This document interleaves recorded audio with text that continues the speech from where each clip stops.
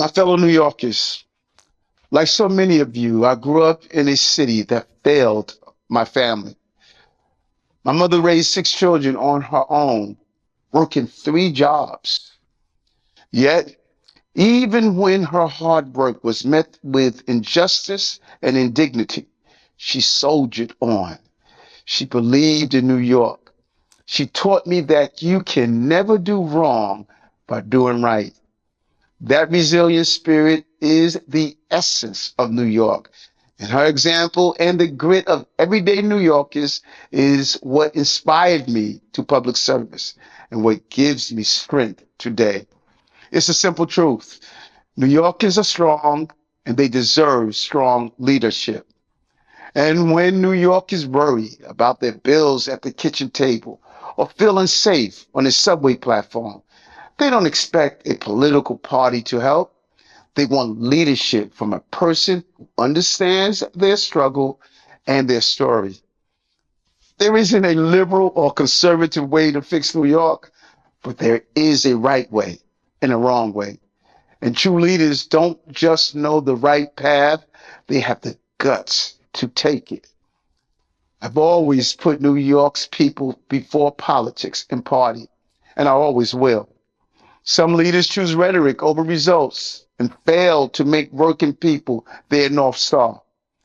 But the values of a working class base, pro public safety, pro worker, pro quality of life, are still there, standing strong, even if many who share them have left the party.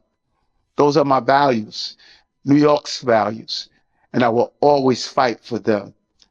I had hoped to fight for them again in the Democratic primary for mayor. And more than 25,000 New Yorkers signed my Democratic primary petition. But the dismissal of the bogus case against me dragged on too long, making it impossible to mount a primary campaign while these false accusations were held over me. But I'm not a quitter. I'm a New Yorker. And that is why today, although I am still a Democrat, I am announcing that I will forego the Democratic primary for mayor and appeal directly to all New Yorkers as an independent candidate in the general election. I firmly believe that this city is better served by truly independent leadership, not leaders pulled at by the extremists on the far left or the far right, but instead those rooted in the common middle, the place where the vast majority of New Yorkers are firmly planted. I know that the accusations leveled against me may have shaken your confidence in me, and that you may rightly have questions about my conduct. And let me be clear, although the charges against me were false, I trusted people I should not have, and I regret that. But the issues I face are nothing compared to yours. Rising costs, public safety concerns, deep concerns about the future. All the candidates in this race will tell you that they have solutions to all that. You should hear them out. But you should also ask them where they were and what they did over the last 4 years to address those concerns before they were running for mayor. Some were advocating against more police, even if they are for them now.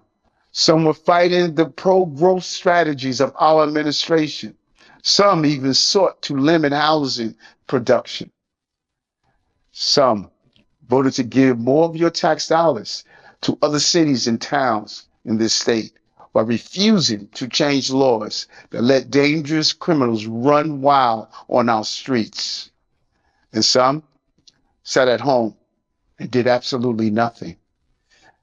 I humbly put my record up against any of these other candidates. While they were playing politics or sitting on a couch, my administration was building record levels of housing, driving down crime, distributing $30 billion in benefits to low and middle income New Yorkers, and creating the most jobs ever in our city's history.